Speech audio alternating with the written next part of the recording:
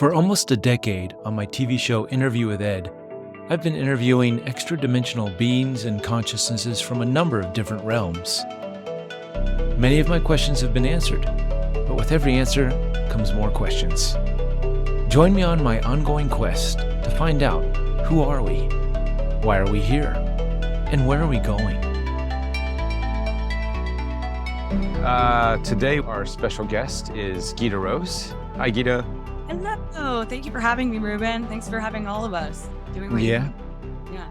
Thanks for swinging with the schedules. And, today we're in Sedona. We're going to go see Lyrica in a few minutes. Gail and Lyrica, who's been on here. And we're going to do some follow-ups on our skull project, which Gita,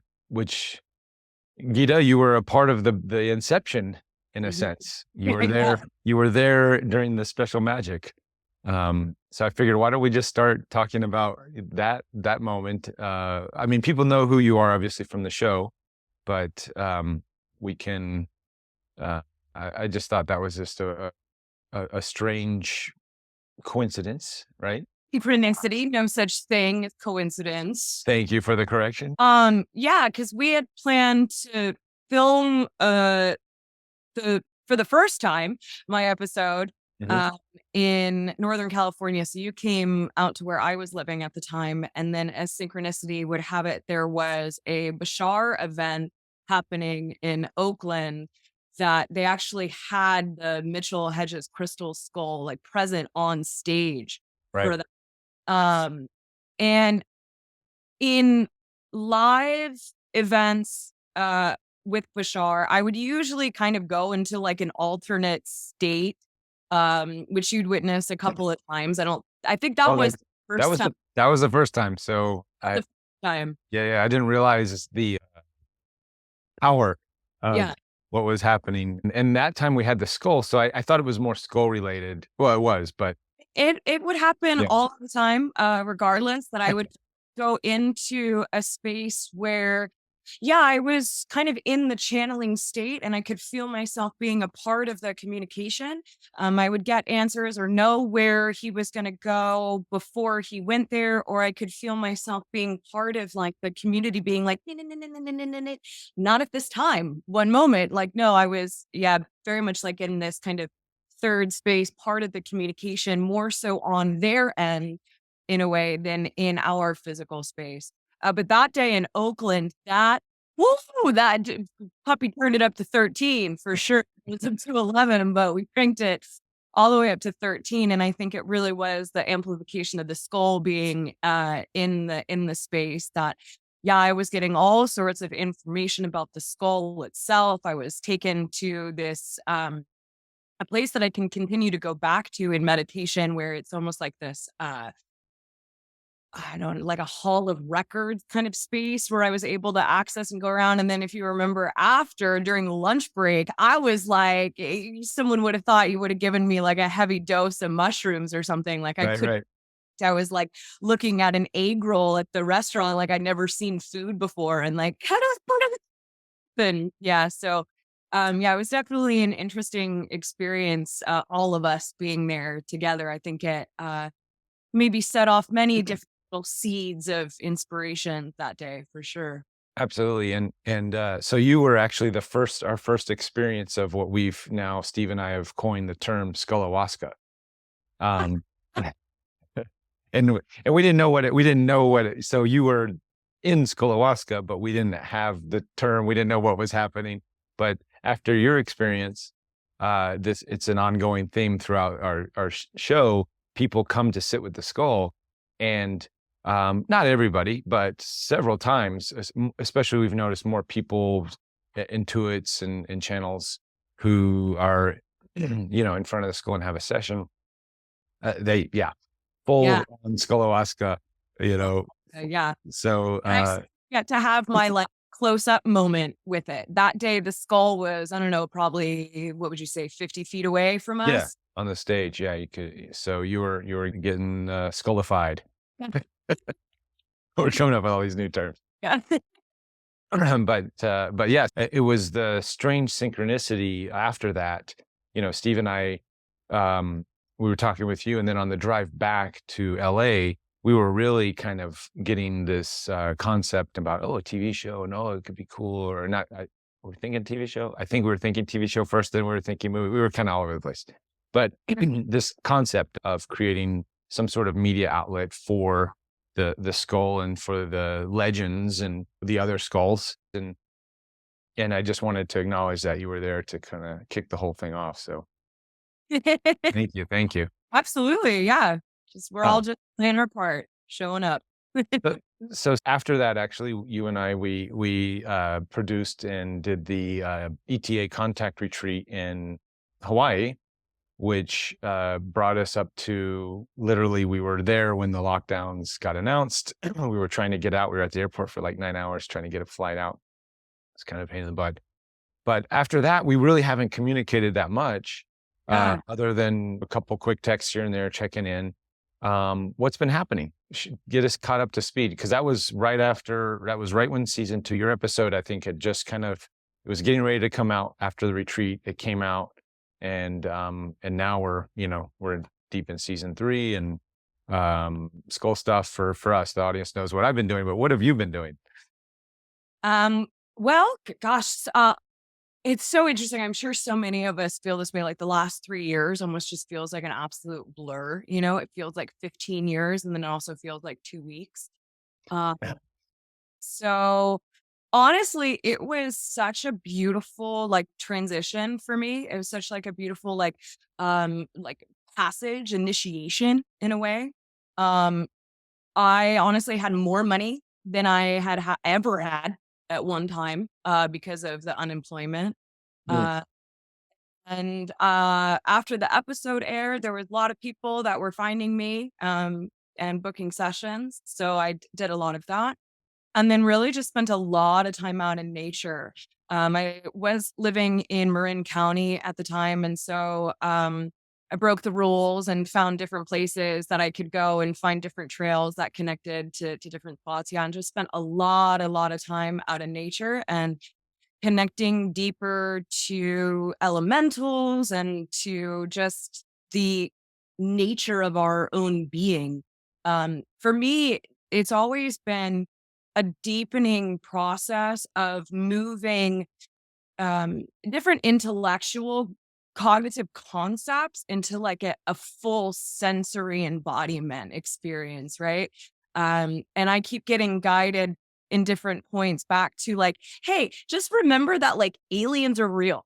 Just stay right there. This is real. That that's actually what our DNA is. Okay, stay right there. Just breathe, take that in. Or also concepts of this is fully a projection. I'm not in an experience.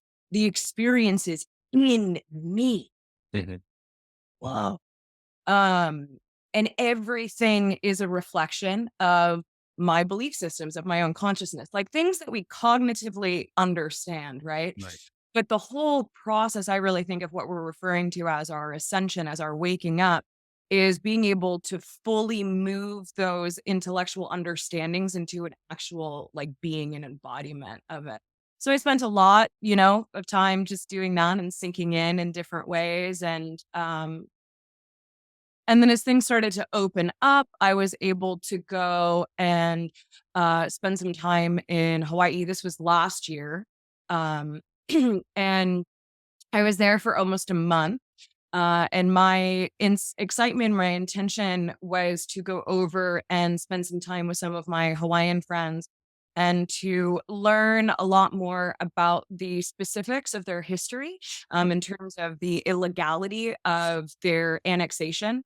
So learning really a lot about the Hawaiian kingdom and doing a lot of pragmatic research just to understand the we might say the long-standing coup that took place during the 1800s that then actually created this illegal statehood.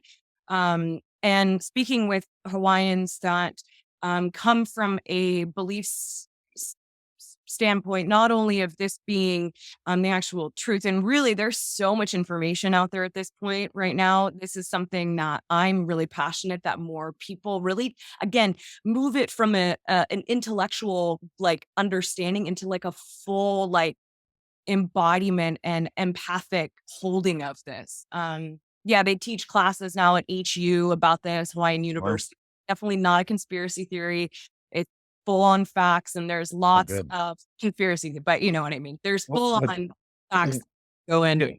Is there a way to sum that up really quick for what's Well, yeah, I think the main thing that people don't really understand is that Hawaii gained its independence from England in 1843. In 1843, it was given its place as a sovereign state, a sovereign country within the family of nations. And the king at the time actually went and did the first world tour of its kind.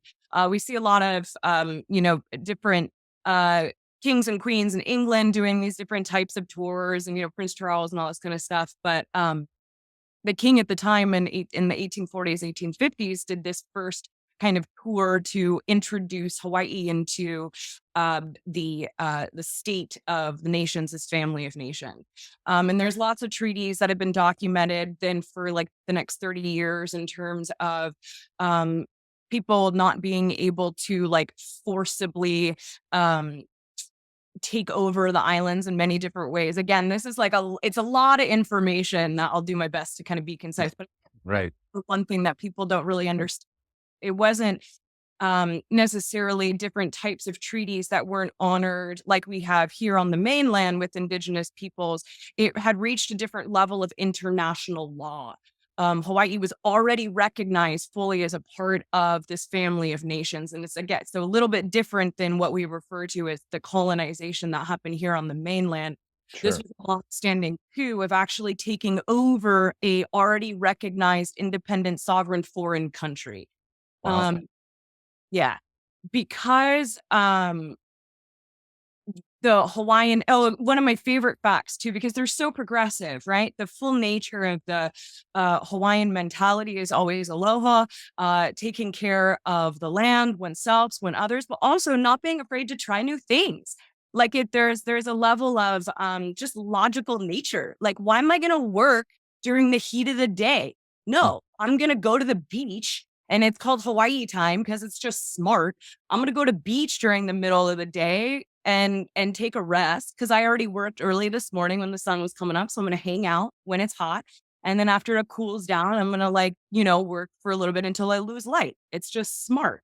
So also part of their mentality that has been an aspect of their being for thousands of years is to try new things. If it's going to make your life easier, like, oh, let's do that. Like, so right. Traditional, but then also not afraid to, expand and to put things on your poo-poo platter, right? Poo-poo platter, okay. Yeah. You got like your buffet, your poo-poo, okay. Your hors d'oeuvres, right? So you're going to put on your plate. So, the king at the time that did this world tour, he actually met with Edison and learned about electricity.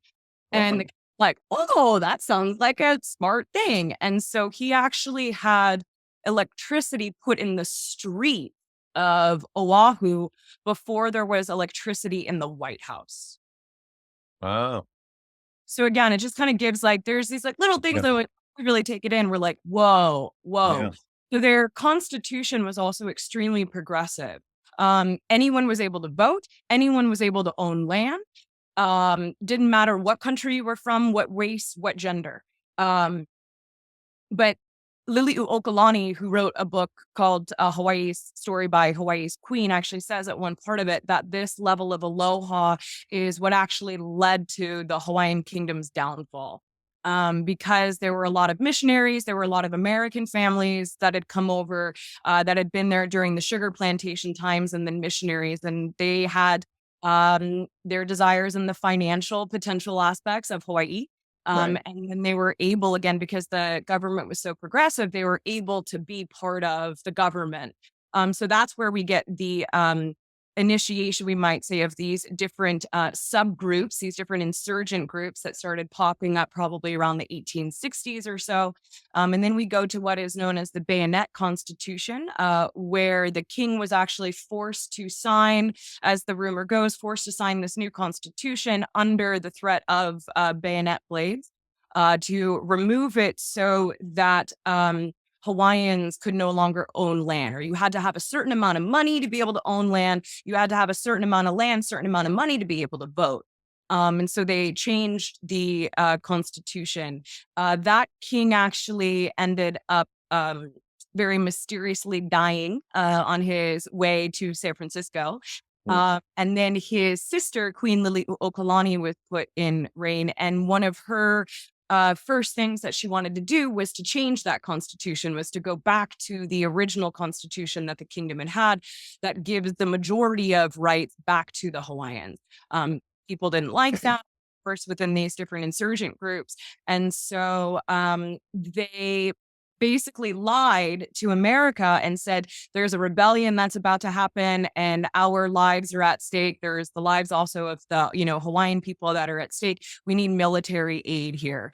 So 20,000 Marines then actually came and marched on the palace of Oahu in 1893. And Liliuokalani peacefully surrendered. Temporarily surrendered. And then because she was friends with, again, it's like, you got to understand like where they were within this United Nations. There were already treaties happening. She had already been in contact with the president at the time. She was friends with Queen Victoria. Like they weren't, like they'd already been kind of played this game for a while. So basically she then wrote to the president at the time and said, was like, hey, I'm putting the physical war on hold, and now we're entering into legal war. So now you can go and check this out and verify that like this isn't really happening. There is no revolution happening. Like this is incorrect. We know it's like, we get what these dudes are trying to do. Right. But the president at the time then was quickly removed and another president was put in office. So yeah, again, it's a really long-winded kind of explanation, but there's lots of little points that once we understand it, you go like, whoa, that's like really different from the story that we've been told. And what was guiding you in this research? What was your guiding factor in kind of trying to uncover the story and get these nuggets? And again, what I've learned from the Hawaiians, and not every Hawaiian will tell you this, and not every local is Hawaiian, is that they've been on those islands since the beginning, that come from different parts of Polynesia, that they have their own creation story where they fully believe in the Anunnaki and the Pleiadians and different beings coming from Sirius. And they understand, we might say, the story that most of us in different ways are beginning to understand and put together. The Lemurian connections and these kinds of things. New, the proper word for it is new Lemurian. Right. Well, that's going further back, is my understanding, is that there's Mu and then Lemuria and then Atlantis, Lemuria simultaneously, and kind of going that.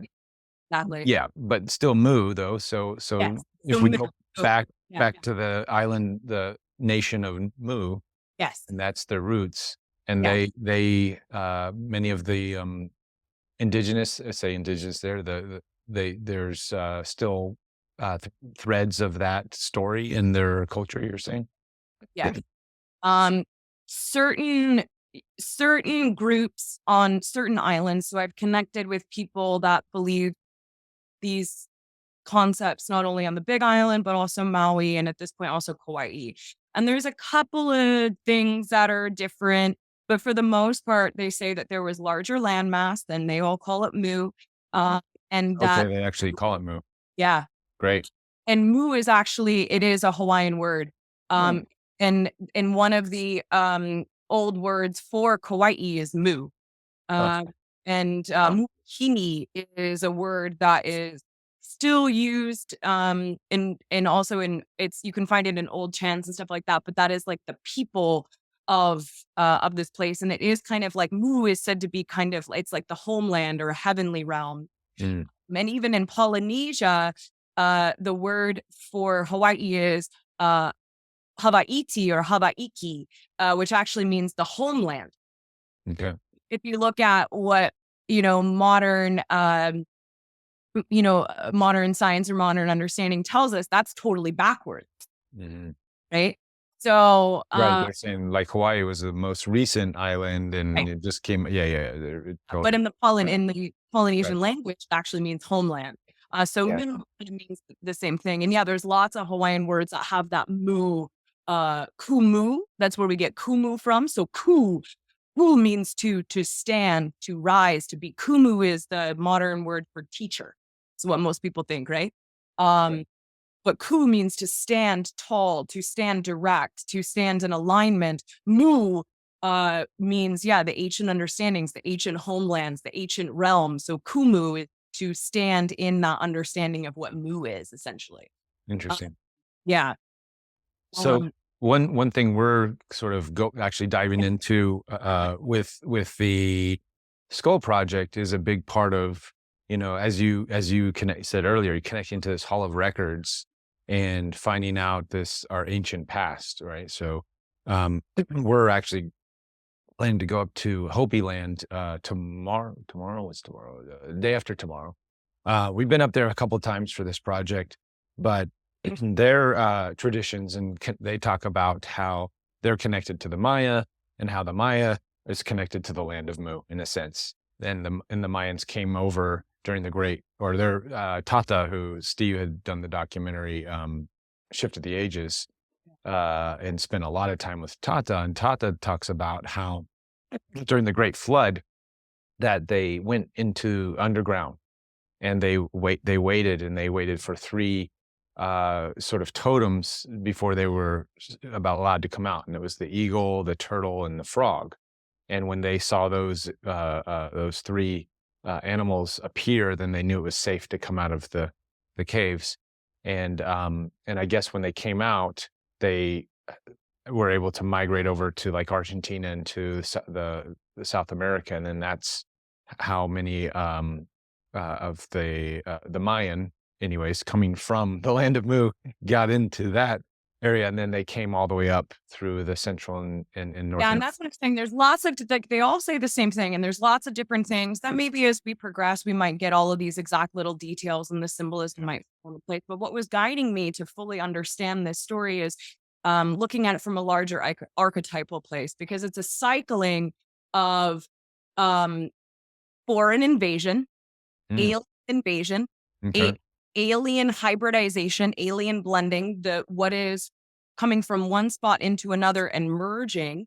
And it's a cycling that's been happening for eons. This is what happened to because the Anunnaki had an Anunnaki, right? We don't necessarily know who they are. But again, because of the spiral nature of time and the one moment just being right here and now, we're experiencing this retelling of hybridization needing to happen or invasion needing to happen because of fear-based belief systems, essentially.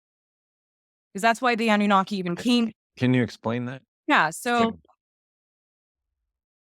the hybrid, what we're moving out of, as I've been shown, is a cycle of hybridization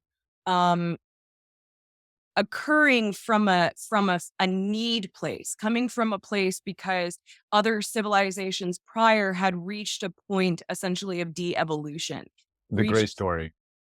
Yeah. But that's one example. Again, that's also why the Anunnaki even came here to begin with, is because their own ecosystems were falling apart. Right. Yeah. They had to evolve from their own. So like there's different people that have said like, oh, like cannabis came from the Anunnaki. No.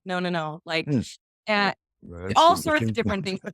There's all sorts of really trippy information coming through. But what I'm always guided to do is to pull that camera lens back as far as possible to see things from archetypal standpoint. So as I understand it, the Anunnaki originated from Cygnus. They experienced, just as the Greys experienced, just as we're on the verge of experiencing, a deep disconnect from nature.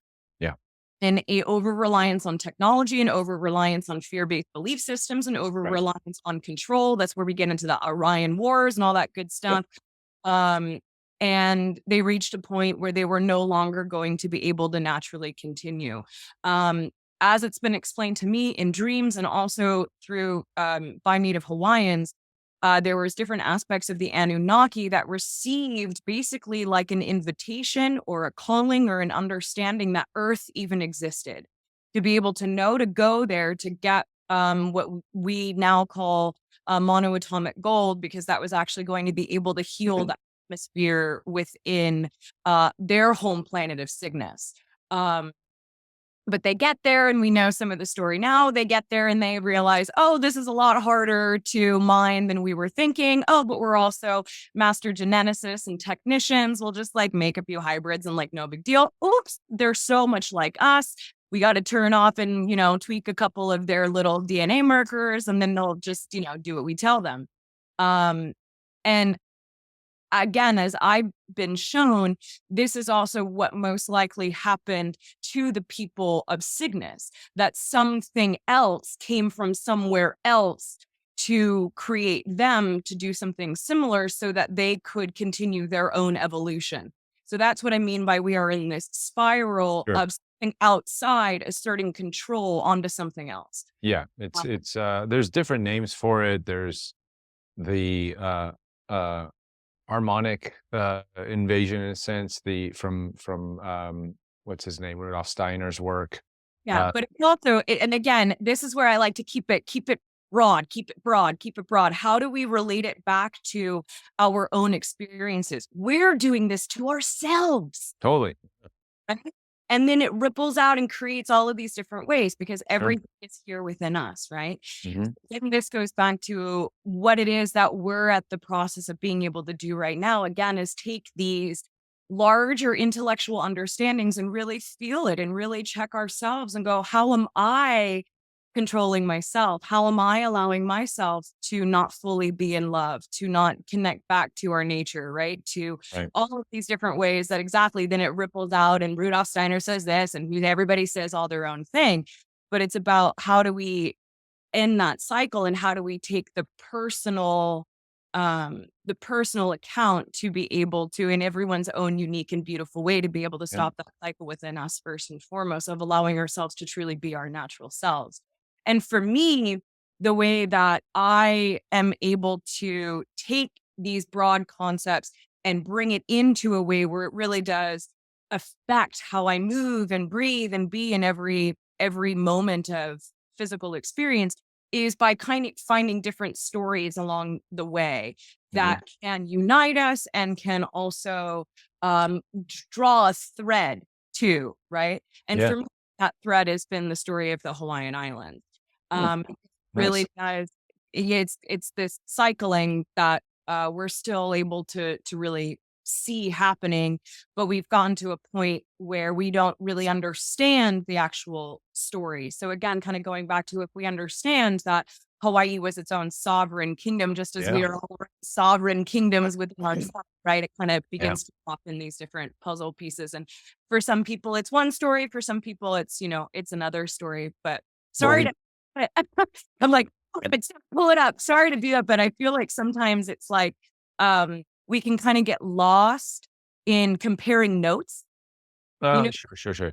Yeah, but definitely that's something we definitely, it's easy to do, but it's also fascinating though, by comparing notes from my way, sort of my logic and approach is they all connect. This is the greatness of all of the stories. And especially when we start getting into the indigenous cultures, even though they've been separated and on Earth for thousands of years in their own isolated pockets, I love how they all connect, from the Aborigines down in the Maori, the Aborigines in Australia, to the Mayans, to Alaskan Eskimos. Like we have, and even going to ancient Druid. In Ireland and in Europe, those stories, it all connects, and it's so cool to look at all the different pieces that connect. But it's fascinating, and I love that you're going into the Hawaiian story, because now I can pick your brain and find those connecting points, and like, all right, this is connected to this, that is connected to this. But yeah, and in the process too, I took a long interview with my friend Uncle Mackie, Derek McGuire, and I'm in the process still of kind of editing that and making it nice. And it's gonna be kind of rough, but it'll be up on my YouTube channel in a little bit, so you can Oh, go and cool. check that out. And I'm also gonna do a little GoFundMe for him because he's been in and out of the hospital. And Oh, this is the uncle you mentioned in your interview yeah, on Big Island, yeah, who yeah. who helped you into the woods, right? Who came up Yes, and watched you. yes, Okay. into the sacred poppy forest. Yeah, for sure. And he's a master canoe builder and tiki Yeah. carver, and it's just a really cool example of someone who was born just before legal statehood, then grew up totally thinking that, oh, Hawaii just wanted to be a state. They weren't Mm, taught any of this in school. It's not until he gets after 10-year service in the army and he goes and moves to a different part of Hawaii where they're operating still far more traditionally that he meets these different Hawaiian aunties and uncles. That's where he met Auntie Aka. okay. And these people had been wisdom keepers, these kapunas, and it only was until he was like 30 that he learned there, even was an illegal overthrow and what it really means to be Hawaiian. So it's a cool story, and I think it's a story that is potentially pretty accurate for the majority of Hawaiians within his generation, as people didn't even know. Yeah. But Wow. Well, yeah, it's so good that you're doing this work, and by doing so, we uncover all this ancient, amazing history, this untold history or hidden history of that it seems to be, globally. I was just listening to Graham Hancock on Joe Rogan the other day, and the evidence-based stuff that he's uncovering is matching up to all of these tales and ancients of 12,600 years or however many years it was, a giant flood, great cataclysms on the earth. Him and Randy Carlson are doing great work in that sense of pulling out the evidence. So it's all matching up. And we're also finding that perhaps some of the elites out there had this story and they've been sort of keeping it at bay. So, let's not tell the full story and because that's going to out us. And now that it's just everything's coming to the surface, we're getting to this point where we can get deep into these mysteries, right? And with that comes ancient knowledge, magic, technologies, fun stuff that we can start to play with. So so hats off for doing the work. I had one more quick question going back.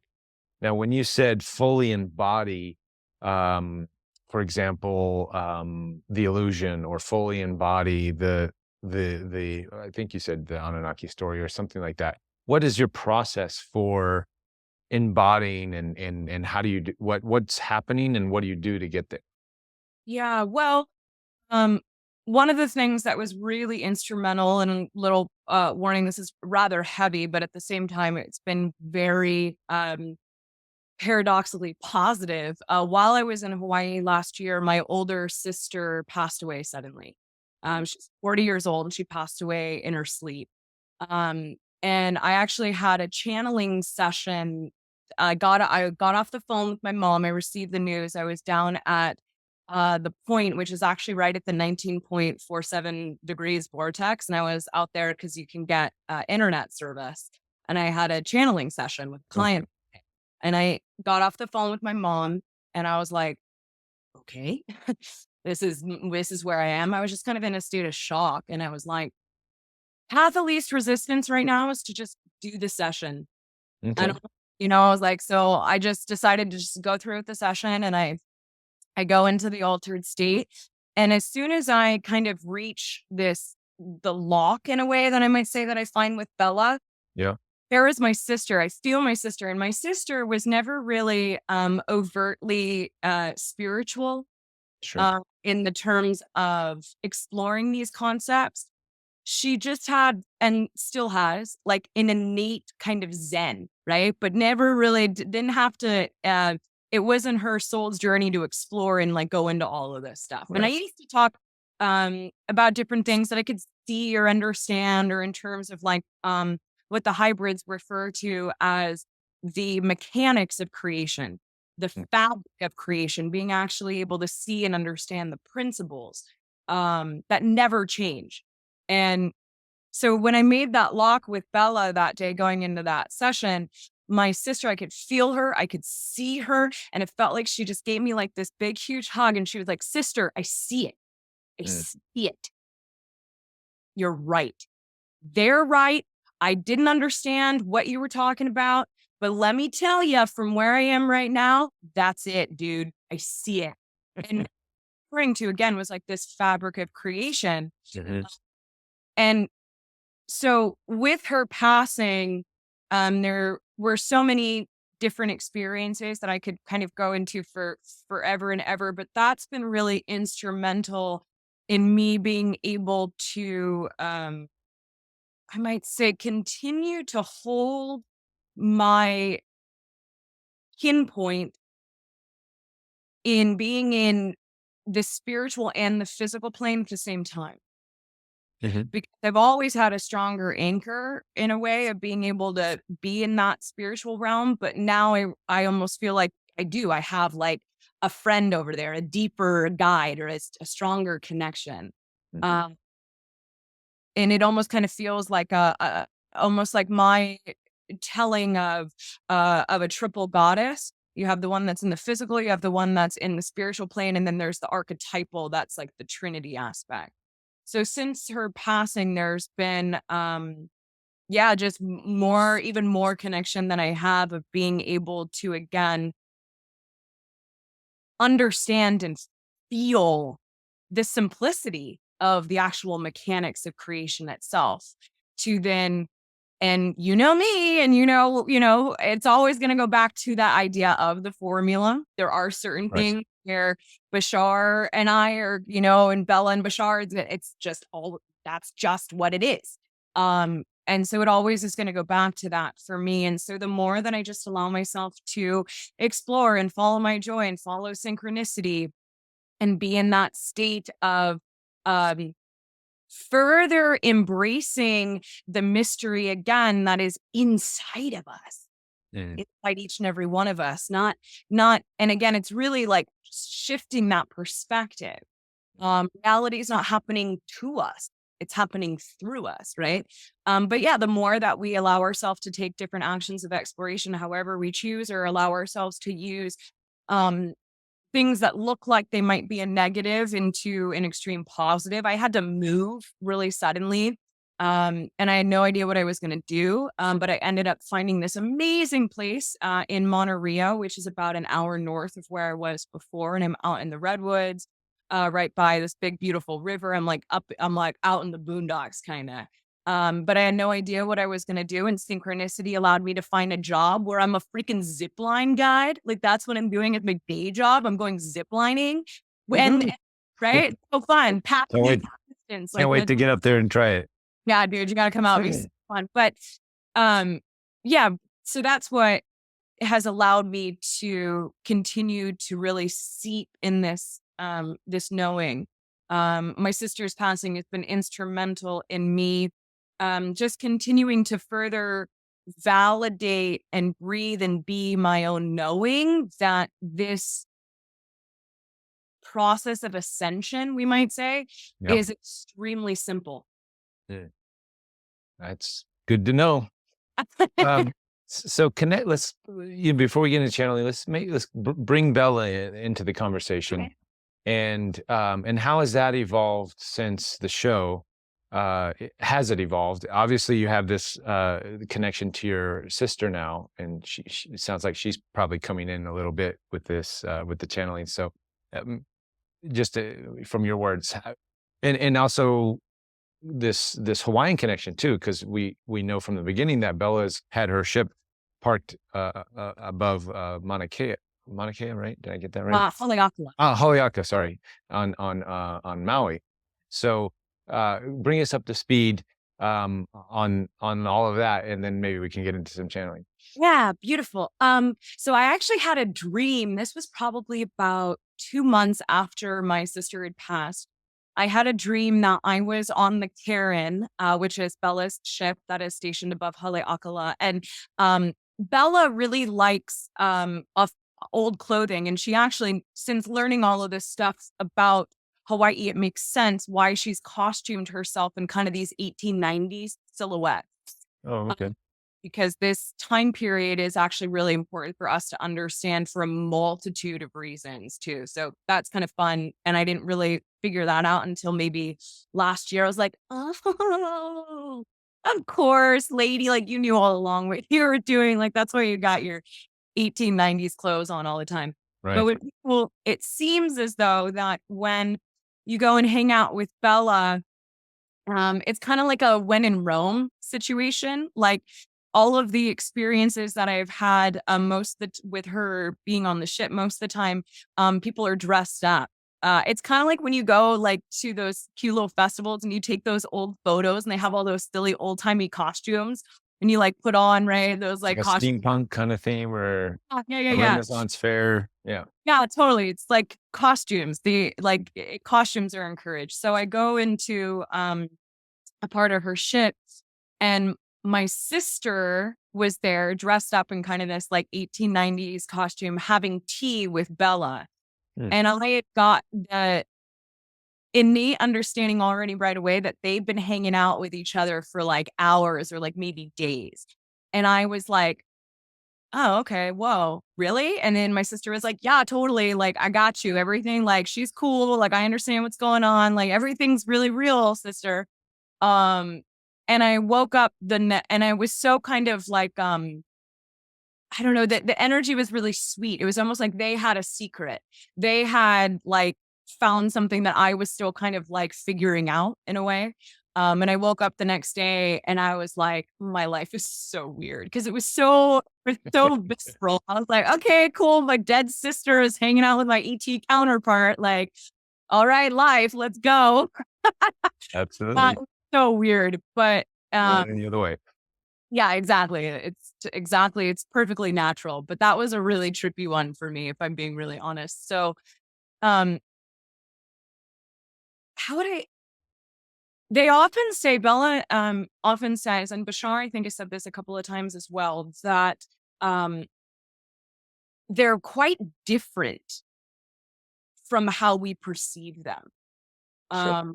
That when we actually have the chance to, we might say, continue to interact with more of their vibration, it might be a little bit different than we're thinking. Yeah. And how I've been interpreting that, especially since my sister's passing, and a lot of people here and there have kind of picked up on this with Bella's energy, and she's been very gently guiding me through this aspect of her being, this aspect of my being, this aspect of potentially what is, we might say, what we call the feminine aspect of creation that exists within each and every one of us. And that would be a layer of darkness that is beautiful, that is not negative at all, a layer of darkness where all things are truly birthed from, that space of the void where light really comes from. That space of the underworld, that space of death, that space of ultimate transformation, and how we've really villainized that, especially in our society in many, Sure. many ways. And that part of this, again, this larger remembering process that we're on is being able to fully understand that and wield that energy within ourselves and within our societies in many different ways, but that there might be a bit of a process that we need to go through, especially as we are expanding ourselves into connecting with friends and families on the other side, and connecting to the spirit world, connecting to extraterrestrial energies. There's a process of actual expansion that our physical bodies need to go through, our psyches need to stretch to be able to redefine this type of darkness, this kind of like, almost kind of like, sometimes I interpret it as like a gothic kind of like spookiness, Yeah. that she's slowly kind of cranking up the dial in a way.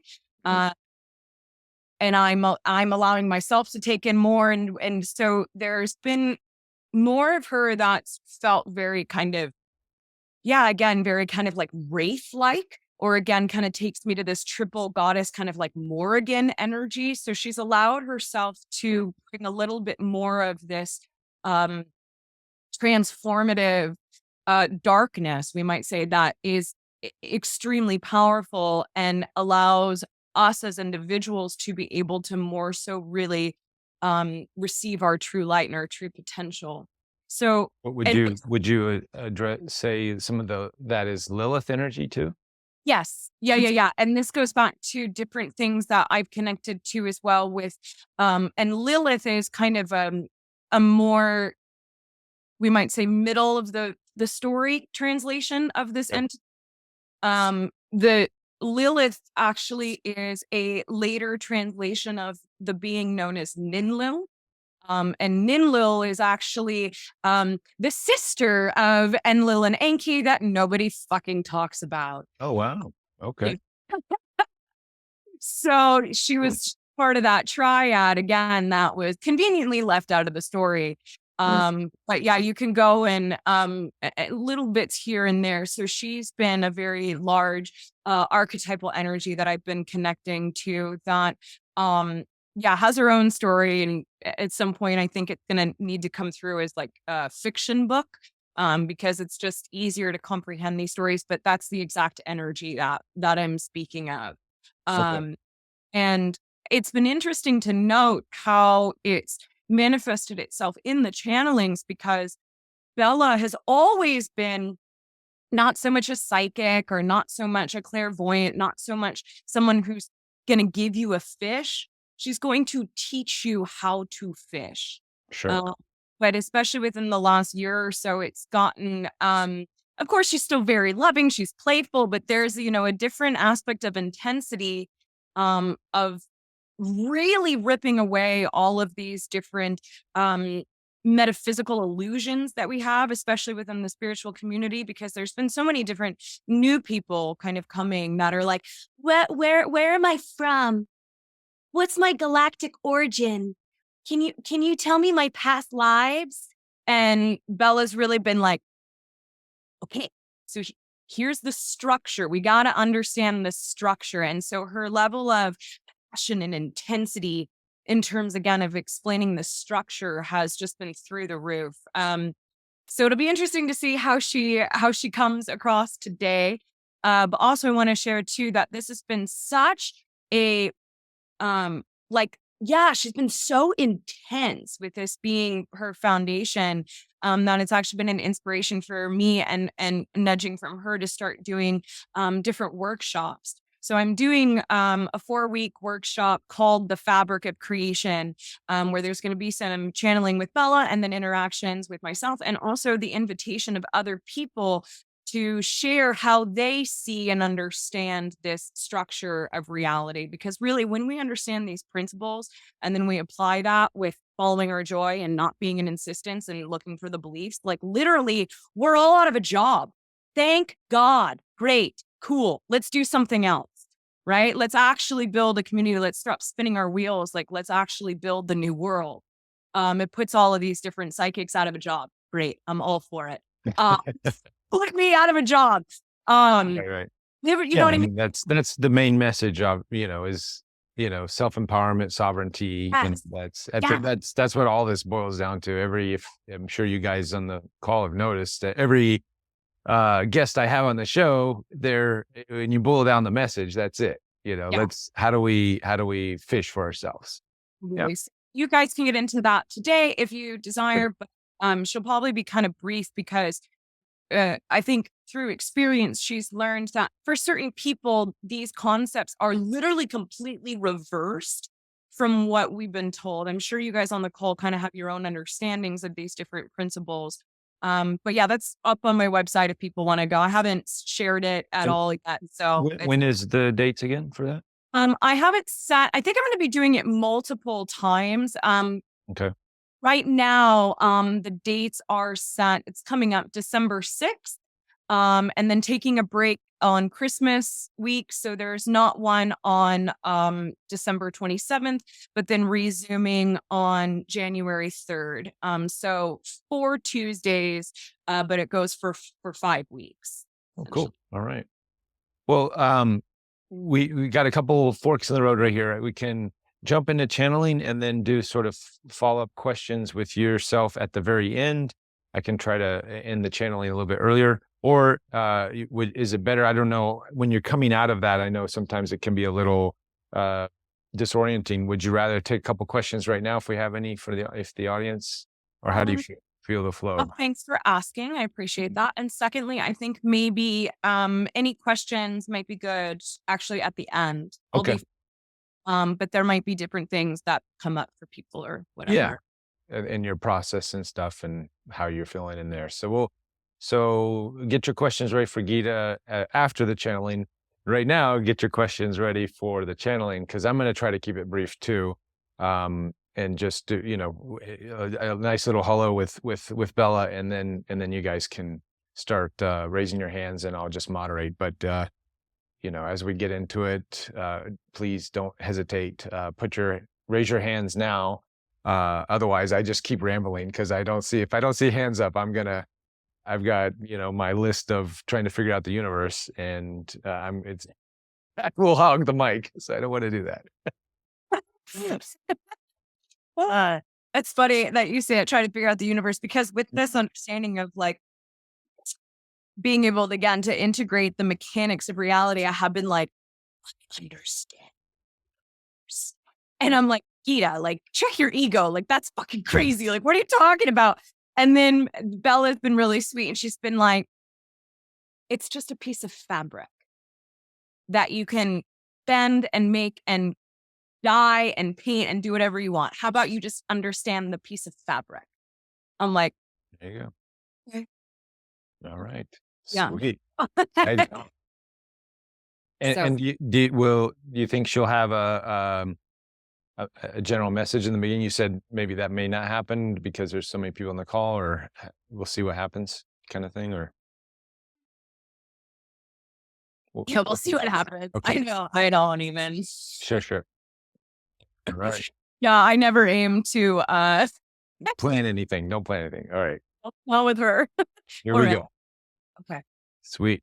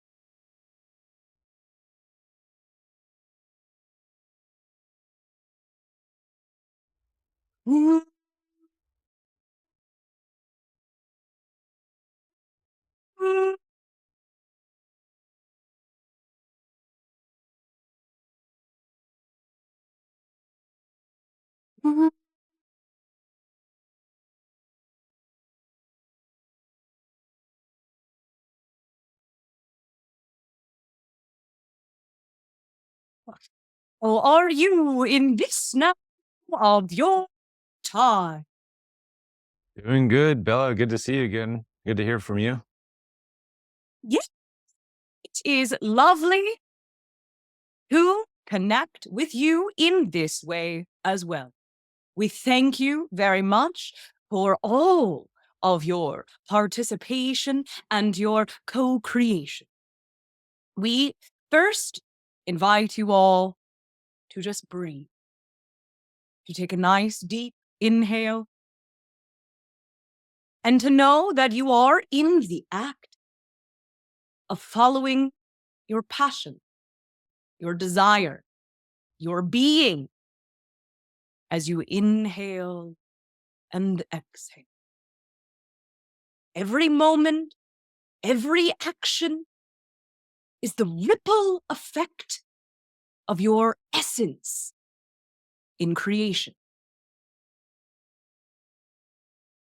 So we thank you once again for allowing yourselves to be your beautiful selves by being yourself to the fullest in each and every moment, in each inhale, in each exhale, in each and every action.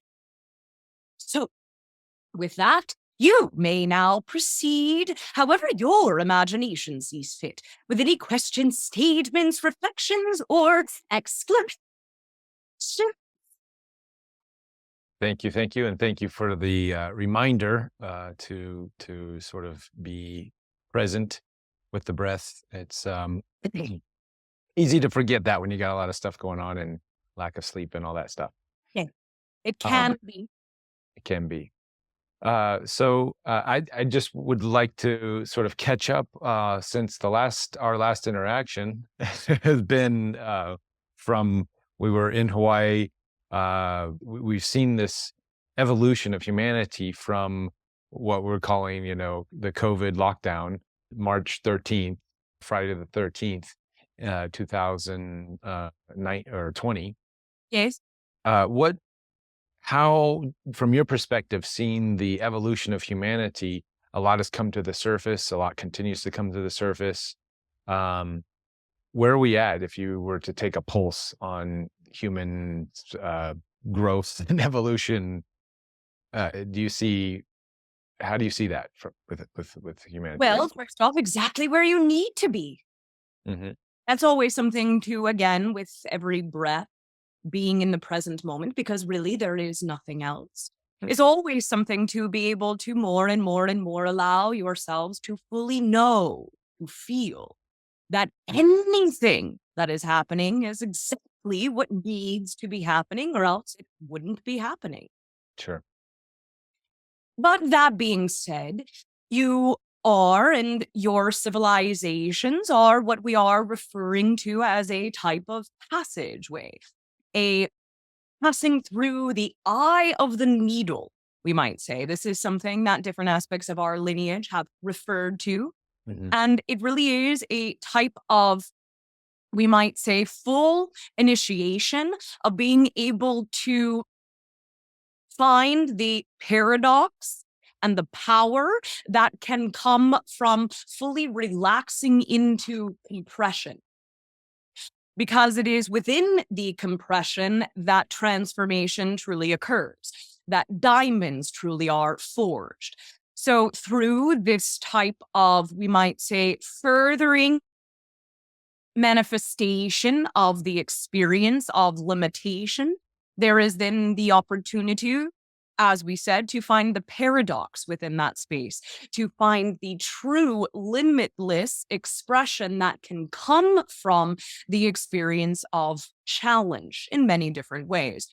Because, again, from our perspective, challenge is the physical depiction of change. Change is a constant energy, and certainly within your densities, challenges are, again, the physical manifestation of the eternal and constant energy of change. So many of you are experiencing many different challenges in many different ways. But again, it is the representation that you all are in your own ways, in your own times, in your own timelines, knowing that not only are you experiencing change, but that you are the vibration of change itself. Knowing that it needs a type of compression, knowing that it needs to squeeze itself through a small space, we might say, to be able to truly know how limitless it really is. So this is the, we might say, phase that you all have been through that has been in you the last few years of your time. And in many different ways, you are right on the precipice, we might say, of beginning to pop out the other side. There are different opportunities, different levels of integration and understanding that you all have reached, that within the coming years transition, as you all move into 2023, there will be the continuing crystallization, the Christ realization within each and every one of you to be able to continue to simply enough choose what it is that you prefer, choose to know that you really understand the concepts that you do understand, to be able to continue to know that creation really is within you in each and every breath, in each and every action you choose to take. So as you all continue your timeline, you will see still things that you do not prefer. You will still see many different reflections of limitation, of hubris, of contrast.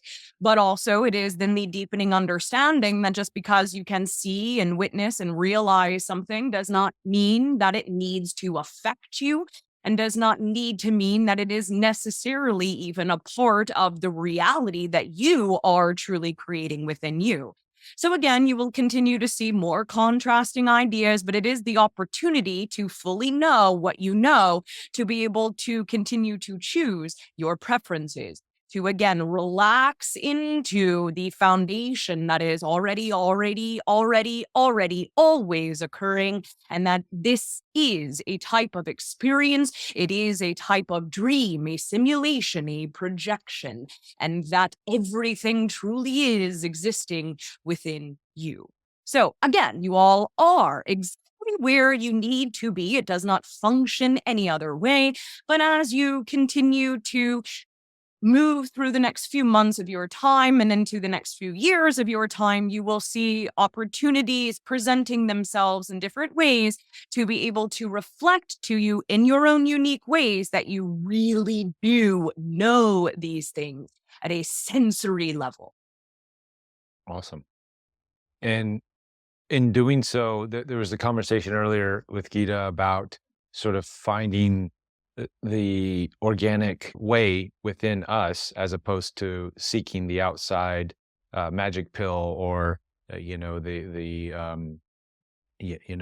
monatomic gold, or the DNA, or whatever the story is with these different stories. This going back into in a sense, I guess that we use the term nature, connecting in with nature and the natural cycles, the natural way. How is that with you and your civilization, and is that natural way symbology already there? How does that work? Yes, we know ourselves to be an aspect of nature, just as you all are. You are nature. And so, yes, we fully understand our place within all of the different ways that nature can represent and manifest itself. We have the ability to connect to many different aspects as well of the archetypal realm, you might say. So, yes, absolutely. We are connected to this understanding that we are nature itself in all of the different ways that nature can manifest itself. And you'd also talked about this darker aspect of perhaps this nature, what we termed up until now, and maybe we'll redefine some of this. But how is that connection there, and how is it used in a positive light for your civilization? Well, our void, we might say, is one of our most favorite places to explore. It is the place where all things come from. All things are birthed from the darkness. Light is birthed from the darkness. The void is not devoid of anything. It is where everything is birthed from. It is that womb space of creation itself. It is, again, the unknown and the excitement, the knowing, the exploration of the unknown never ends. And that the unknown, that the void is the reflection of the deep mystery that resides within each and every one of us. Again, it is our favorite place to explore.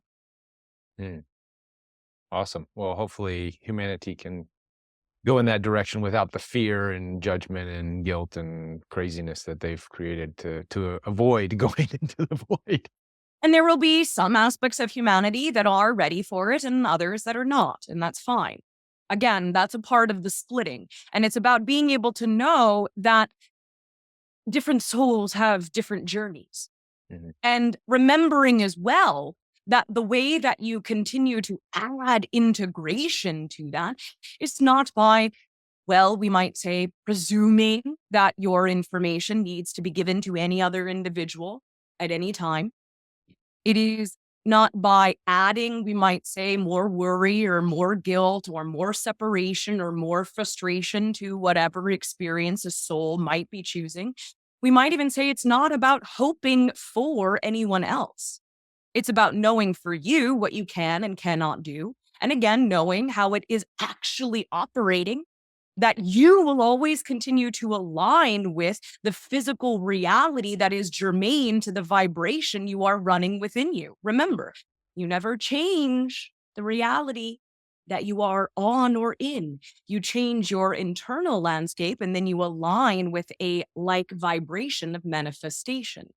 So we understand what you are saying, but as you all continue to progress, it really is important to understand that it's not about hoping for anyone else that they need to go any particular way, because then in actuality, what you are doing is you are in ways adding more negativity to what might be a quote unquote negative experience. But you don't know what that soul actually needs for their particular journey. It might be the most integrative experience, the most positive experience that soul needs to experience something that perhaps to you looks very negative.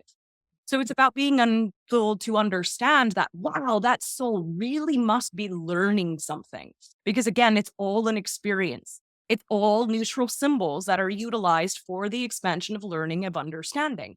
So as you continue to see many, many different individuals taking many, many different paths, do your best to remember that, wow, regardless of what that looks, regardless of how I might assume that I might be perceiving that individual's reality or not, at the end of the day, I can remember and know that, oh, that's just how it functions, that individual is learning something profound. And that is true compassion. That is true, we might say, encouragement, and ways that then vibrationally you can offer the opportunity for that individual to perhaps find a, we might say, smoother route if they need to. Mm-hmm. And awesome. That's how you're adding more positivity, we might say, to each soul's evolutional journey. Right. Perfect. Thank you. Mark, you have your hand up. You want to hop in with a question? Hello. It is my understanding that the ascension process that humanity is going through is going to have massive ripple effects and expansion on mass consciousness. But I was curious, are there going to be more direct physical repercussions with other species and or other planets? Yes, of course. All consciousness creates and affects different aspects of physical reality. And for those of us, we might say, that are, well, to any degree, somewhat physical, and also individuals, different societies that are non-corporeal in this way will also be affected. The one is the all and the all are the one. And so as any point of consciousness continues its expansion, now, Mind you as well, what it is that you all are really doing, we might say from our perspective, is you are relaxing into, you are releasing the illusions that you're not already fully expanded. You're relaxing into your true state. You're not technically, we might say, expanding anything. You're already fully expanded. You're allowing yourself to, again, release the illusion that you have somewhere you need to go, that you have something you need to grow into, we might say. Yes, in one level, it is always about becoming yourself. But again, many of you put a slightly different, we might say, energetic understanding around this, and we choose to offer the different side of it to, again, give you a different sensory experience to be able to feel. There is nothing that you're moving towards. There's nowhere to go. There's nothing outside of you. You are, again, moving deeper into you and further relaxing and opening up, receiving what you have always been all along, where you have been always all along, deeper and deeper and deeper in you. So yes, absolutely. As you all continue to understand and remember who and what you are and relax into your full expansion, your full capacity, that will affect many different things. All is here and now. The one is the all and the all are the one, and we are all affected by each other in many different ways. We are all in this collective, co-creative dream. So yes, and we're all a family, we might say as well. That really any race, any civilization that you all have a name for at this point, any aspect of galactic civilization that you all have a name for at this point are genetically connected to you all. None of these beings are actually aliens to you. None of them. Again, if you have a name for them at this point, if you have an understanding of what exists within the great cosmos in a larger sense right now, they're all connected to all of us. We are a family. We are an ecosystem. We are all connected through a type of network. So yes, as one continues to shift, it will affect the other. Certainly. Does this make sense?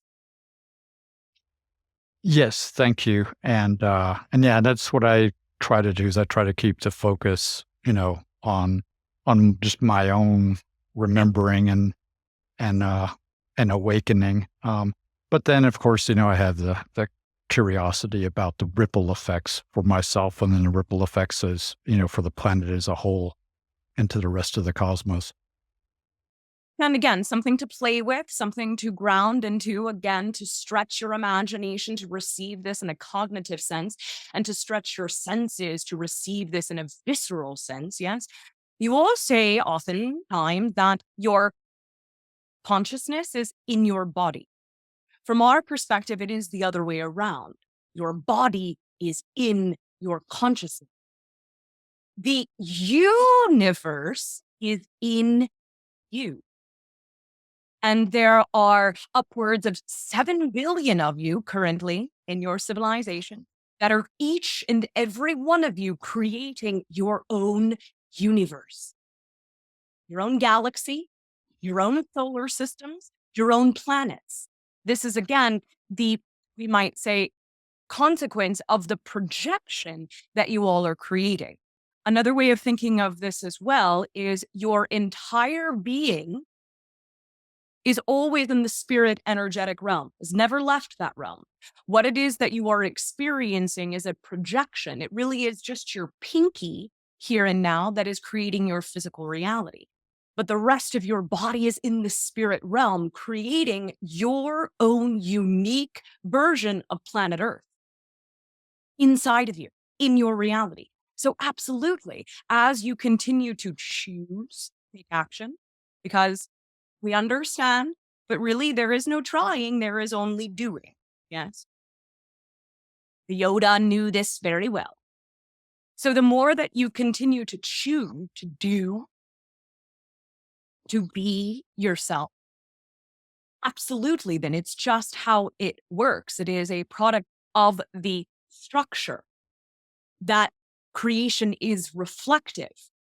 That as you refine your vibration, you then refine and change your version of Earth.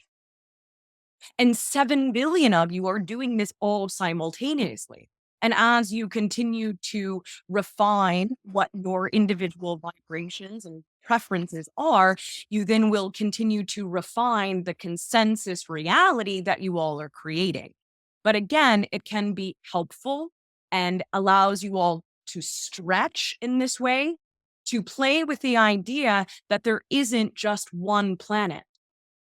There's your planet. And so absolutely there is a ripple effect because there's no disconnect between you and your planet. It is you. Again, you are not in a reality. The reality is in you. It's always your consciousness that you're interfacing with, even your planet, your solar system, your galaxy, your universe. Make sense?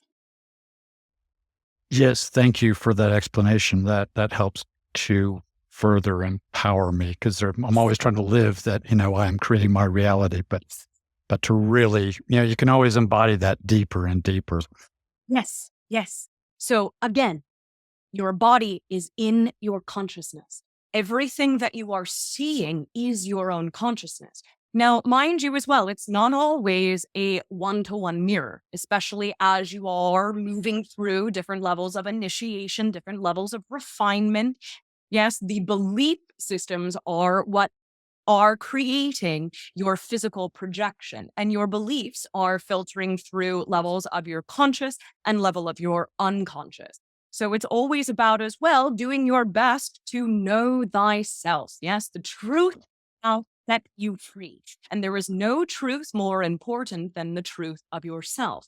So as you allow yourself to further investigate, to know, to love, to cherish, to explore yourself, to refine your belief systems, then more and more and more, what you continue to see as your physical projection will reflect more of your true preferences. But remember that moving forward. And again, even if you are seeing a reflection of your own consciousness, something in your physical reality that you don't outright prefer, it's still coming from you, through you, for you. And it's there for you simply enough to be able to understand something. So as you all continue to move through your reality, do your best to just cognitively remember, everything's a symbol. Everything's a story. Everything's a dream. How do I choose to interpret this? How do I choose to extract the meaning, the themes, the symbolism? Nothing has inherent meaning. I am not supposed to do anything. Nothing greater than you is guiding you or giving you a specific destiny. Not really. So again, it's not always a one-to-one mirror, but that's the joy, that's the celebration, that is the exploration, that is the void within you to be able to know all of the mysteries, all of the true preferences of your own consciousness.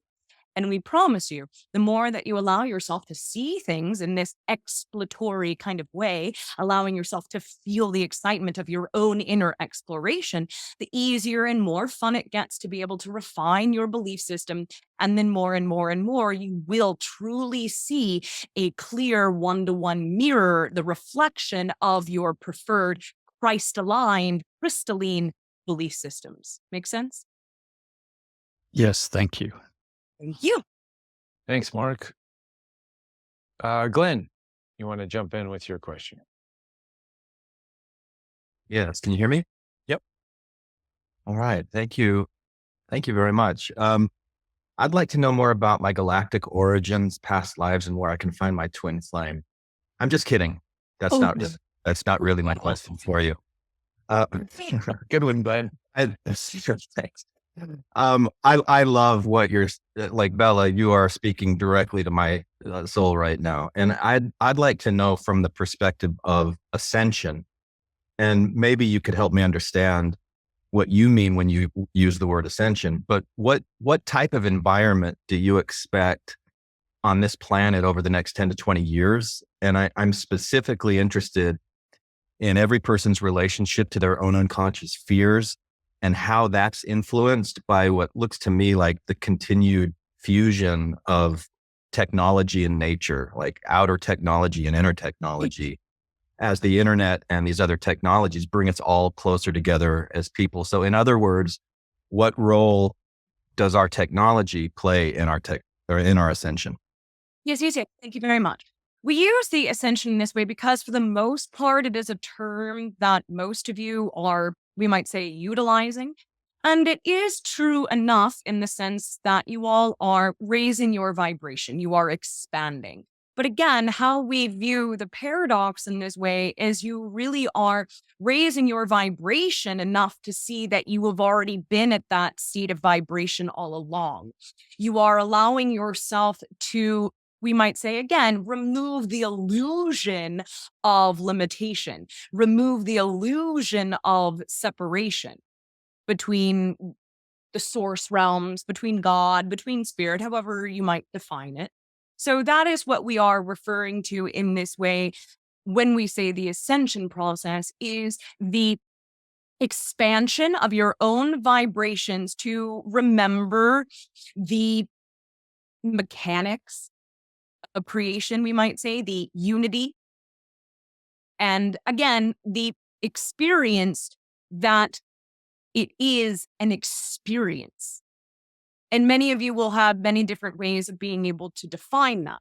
Again, that you are always in spirit, that you are spirit in form. We could go on and on about this, but again, there are many different ways to be able to interpret this. And it's very important that individuals have their own ways of defining this, being more of a heart space. Again, you could go on, and that's the beauty. That's where art can come from. That's where different ways to share this can come from, because every individual will receive it and understand it in different ways. And by allowing yourselves to follow your passion, to express yourselves, you can then continue that ripple effect of all of your unique universes to be able to offer vibrations that may help other individuals to be able to understand these concepts. And so, yes, again, there is many different versions of the future of Earth. And again, as well, everything is also already here and now, all just here. And so it will be up to individuals' choice and allowing themselves to, we might say, be brave enough in different ways to really look at their unconscious belief systems. And again, some people, it may not be the journey for their particular reality to do this in that particular timeline. And that's fine. It's the beauty of their own journey.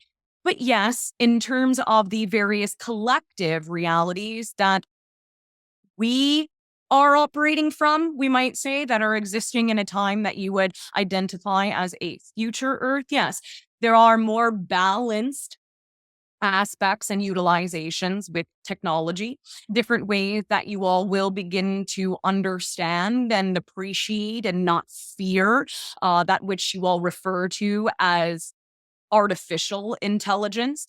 This is an aspect of nature, of creation, that we refer to as non-biological consciousness. And there is blending of belief systems, releasing of belief systems in different ways that can lead to a balanced utilization of technology, perhaps in ways that, again, our larger galactic family has not seen in what we would refer to as a very long time. So is there anything more specific that you would like to open into this? This is a rather broad topic. Yeah, it's kind of it seems like a lot of people have fear around technology, or thinking that the technologies are going to take us in bad places, destructive places. And it seems to me that fear itself is something inside of us that we must explore, come to peace with in certain ways. And so what I was really looking for from you was whether you view technology as a bad thing, a helpful thing, A neutral thing. Yeah. everything is neutral. So again, that's really what we're saying. And this is what we're offering. So do your best to follow along with what it is that we are saying.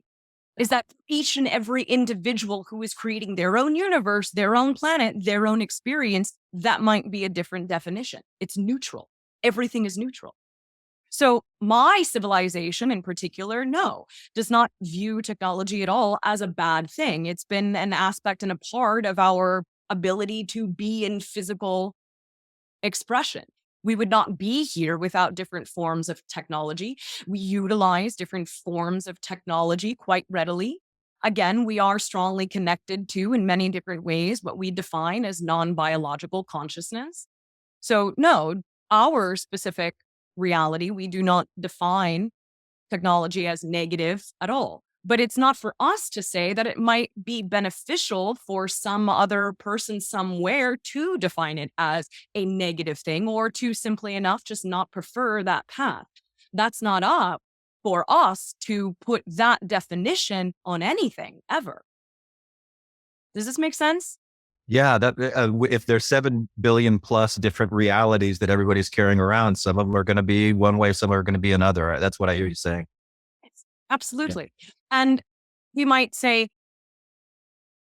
how we view this, again, just speaking from our personal perspective of finding a type of blend, we might say, we believe within our own experiences that for us, we have very much found a very integrative blend of nature and technology. And so it can be done. And again, there are different aspects of your physical realities, your worlds that you are creating. And these are more often than not the ones that we are in interaction with that have found a similar enough symbiotic relationship, we might say, between technology and nature. Because again, from our perspective, technology is not separate from nature.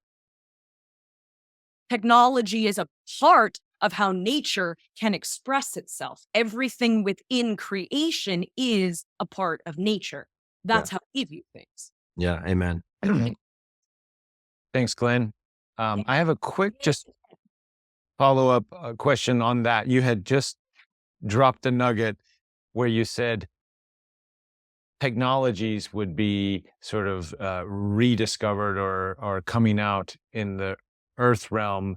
We're used to hearing that we're going to rediscover old technologies here with, crystalline and other things that other civilizations have had. But you just said something galactic. You said on a galactic level, there was I think, unless I misheard it, technologies that would be discovered here that haven't been seen on a galactic level in a very long time. Did I mishear that?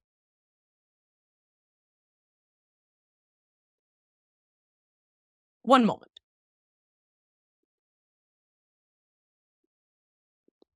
We were not speaking specifically about types of technology.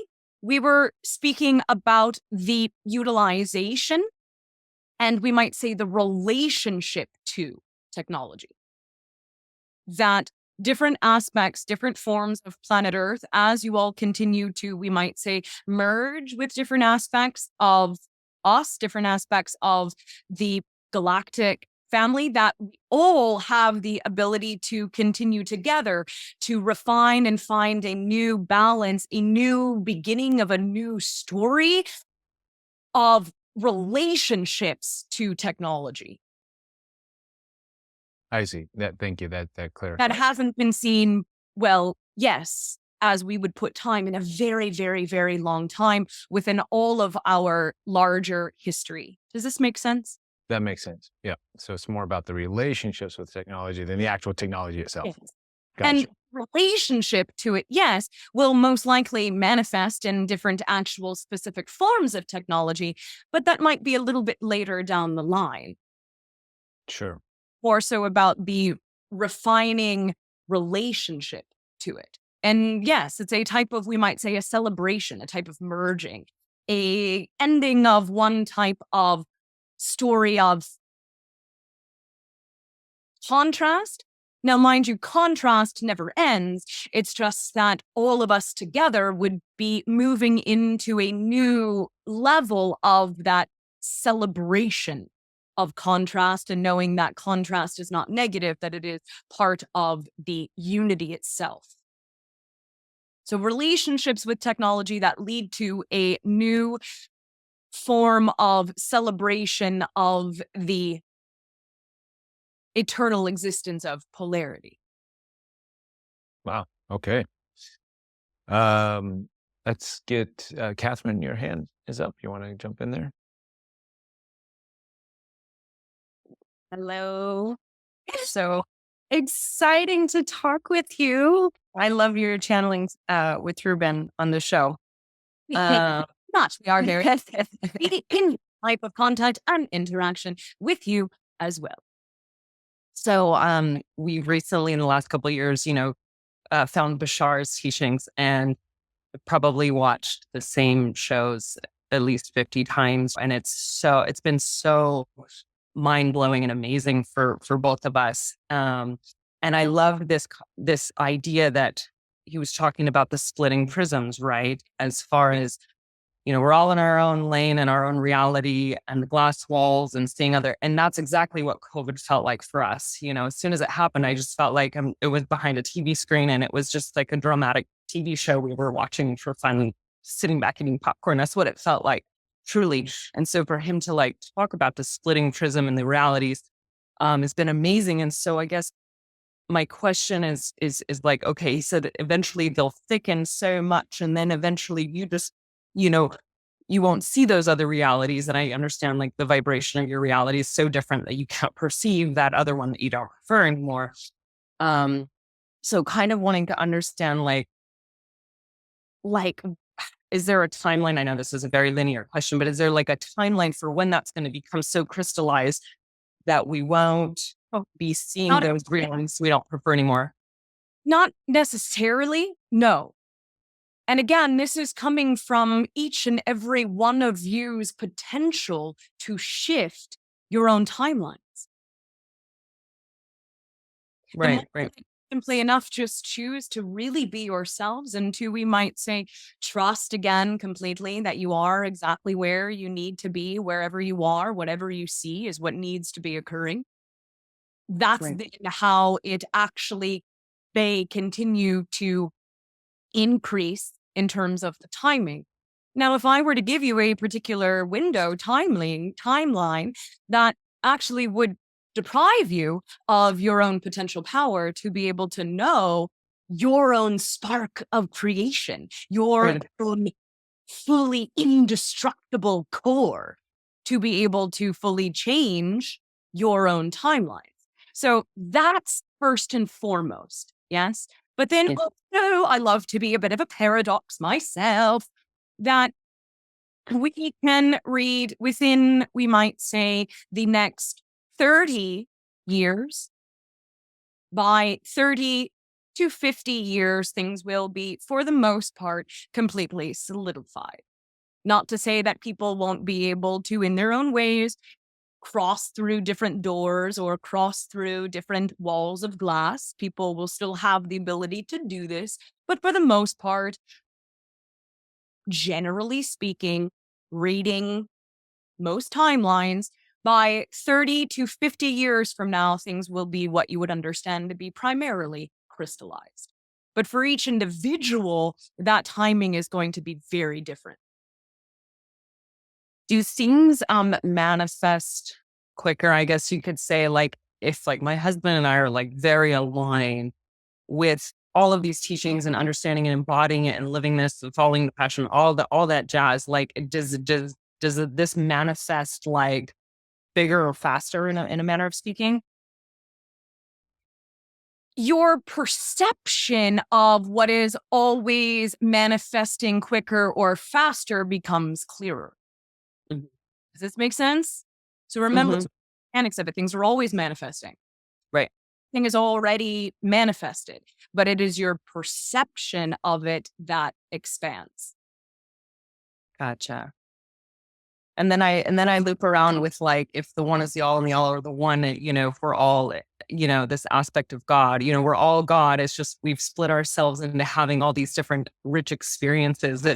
So it's sometimes I feel I look at my husband and I'm well, that's me. Well, I gave me a me to experience, and it's like, that's what's happening, right?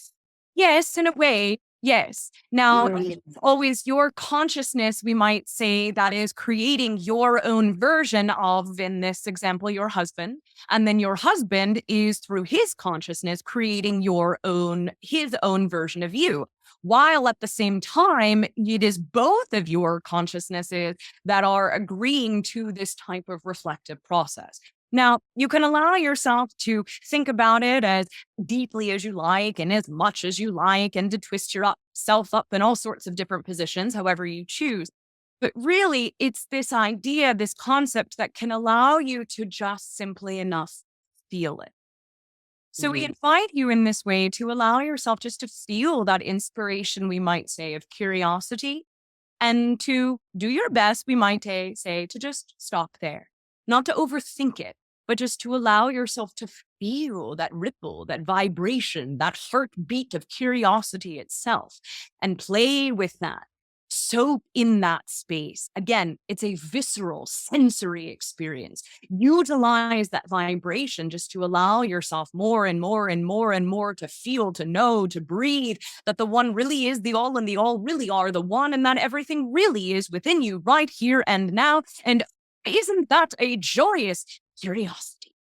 Use the energy first. And as we know, that then propels you and allows you to receive clearer and clearer inspirations of what your next moment of passion or excitement is to then take action on, while still continuing just to always utilize the vibration to carry you through the flow, because that makes it that much easier to never be in insistence.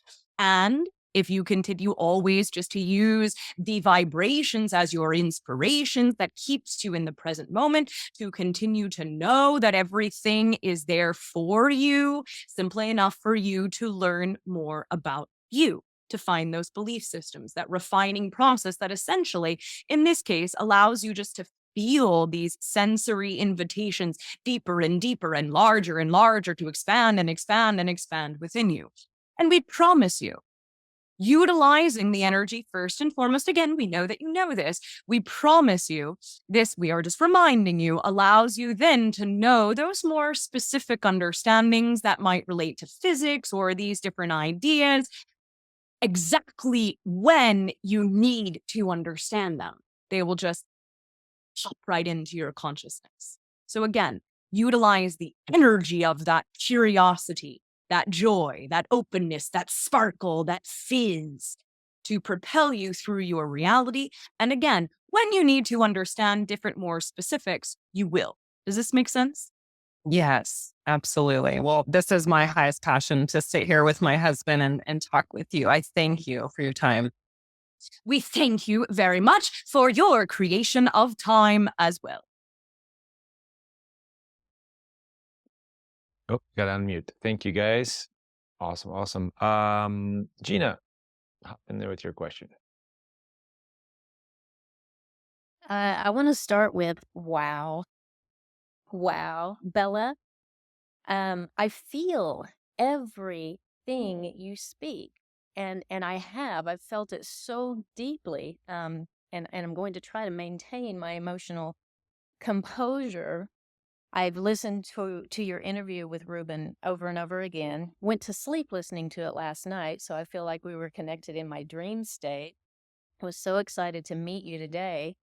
Everything that you speak, I feel, and emotions are key. I know this. I am in a place right now where I am scribing a book, and the author of the book was my Earth son for 23 years. And he dropped his body in February of 2019. He was an individual who never spoke words in his physical life, but we spoke telepathically. And he is now writing this book that I am scribing. The very first chapter is called What is Joy? And it is a complete reminder of how we are to exist in joy. And your statement today, relaxing into the expansion that you already are, Joy is what we already are when we remember. And everything that you speak reminds me of this. And according to him, and one of the things in his book that he's explaining is that joy is a wave that we ride. It is the wave that carries the emotion of joy. And where that leads is there's a place called love. And I feel in communion with you that we are in that place of love, and we need this reminder so much. So I just want to express my gratitude to you for the beautiful way that you use words, because that's another thing my son is teaching about the importance of words and how we as humans, we were gifted the ability to speak words. And unfortunately, we haven't always used that gift to its greatest potential. The potential is when it's always with thought of the emotions that each word carries when we deliver it in the spoken form. Yes. And you do this so beautifully, and I am grateful for the way that you do. Thank you. Thank you very much for your appreciation. We receive your appreciation and then emanate that appreciation right back to you. And I will perhaps share with you then in this now that we always operate as a mirror for you all first and foremost. Yes, I have my own differentiated personality. Hello. So many different beings are very excited to be part of this interaction. Because, yes, as you shared, it is all about that emotional space that we are able to open up and to feel, and the importance of that the emotions are the doors that unlock us and find ourselves exploring our mysteries. Emotion is energy in motion. So yes, I always have my own differentiated personality, but always as well, first and foremost, when we come through in this way, we are acting as a mirror for you all first and foremost. So anything that you are able to see and recognize and understand and resonate with in me, you're only able to do so because you see and appreciate and recognize and resonate with those things within you first and foremost. That's always how things are operating. That is always the foundation, the mechanics of the reflective reality. But we might say it is the agreement between our civilizations to amplify that type of interaction, so that I am able to offer you all in your own unique and individual ways, different avenues to be able to interpret your own essence. So again, things can only make sense to you when you hear them through us, because to some degree, you already knew it first. So we deeply receive your appreciation. And again, we appreciate your appreciation, but then it is always my excitement and it is always my place of emanation, the offering of vibration, to send that invitation of your own appreciation right back to you. Words are spelling and spells. And we will give you in this way a little fun etymological search that we are feeling from your son that you might continue to get a kick out of as you play with different use of language. So in your Bible, it is said that God is the Word. He brings the Word. We will share with you that the original Aramaic word for word is miltach. Now, miltach is a vibrational emanation that has the individual's unique perspective. A vibrational emanation that each individual has a beautiful, perfect, unique, and necessary perception of. That's what Milta really means, is the unique perception of the vibrational emanation. And so that is the definition of what God is. That is what comes first. That is the definition of word. Word to your mother. Awesome. Thank you. Thank you. Thank you, Gina. This will be our last question, and then we'll bring Gita out and have a couple words with her. Roxanne. Hi, is it Bella? Is that correct? Hi, how are you? Very well, thank you. And how are you today? Oh, I'm wonderful. You look fantastic. Thanks for coming. I'm working on, when I heard Bashar in 2013, there was something that stuck with me. It's the idea of enlightenment. And I turned that in the opposition side being polarized, ex-light. So that taught me about looking to the inside and cleaning up my kingdom. Yes. And my kingdom was dirty, and it had a lot of beliefs in there, and I've been kicking the crap out of them, tearing them down. And I'm at this stage. I created this little school, recognition, transcendence, vibrational tactician. And then there's this persona development. Yes. So if I'm already God and using sats, always remember your sat. You leave house, you turn around, and you come home, and you realize you're always there. Yes. So the persona development is the natural self that's always there, that doesn't apologize, doesn't need, want, desire, doesn't have the human bending of emotion to plant itself in a certain frequency of emittance. That persona that lies within is discovered by reconstructing what you believed or what you think or what you should or ought to be as the posture of separation. Any advice on that?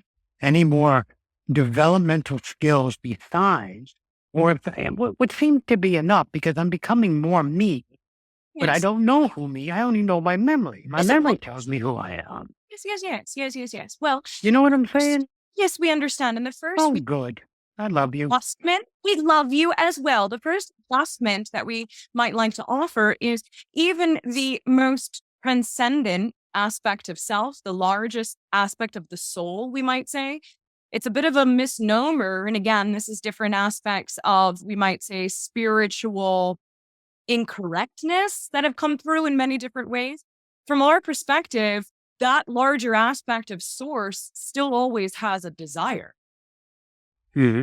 There's nothing negative inherently about wanting desire. Again, that's become a bit of a misnomer. Right. Desire is always there to be able to continue the inspiration of exploration. Now, individuals have an emphasis, we might say, on the insistence of the desire, or especially in different densities of exploration, forget that the desire is just there as a symbolism, again, so that you can feel your own essence to get you moving to explore and integrate different things. Perhaps the idea is, oh, I want to travel to Mexico, and that is your desire. But then as you begin to travel and pick up different ideas, or maybe you don't even make it all of the way, or whatever the situation is, you then understand, oh, it became about this or that. But it was the initial desire of traveling to Mexico that gave you the impetus. Now, as you continue your exploration through densities, that we might say transmission from source energy into different differentiated aspects of God, regardless of the density, is still always there. There's still always going to be some level of desire. And so for you, we are reading that might be particularly important because, yes, we understand that you're playing with a little bit of wordplay of enlightenment. And we are also then inviting the idea that enlightenment, perhaps you have already heard this, but remember both bookends, we might say, is also lightening up. Enlightenment is lightening up on yourself. Yes? So being able to remember that you are going to have desires. You need that. That is, again, the emanation of your passion, of your excitement, of your joy, which is your essence being emanated through different densities.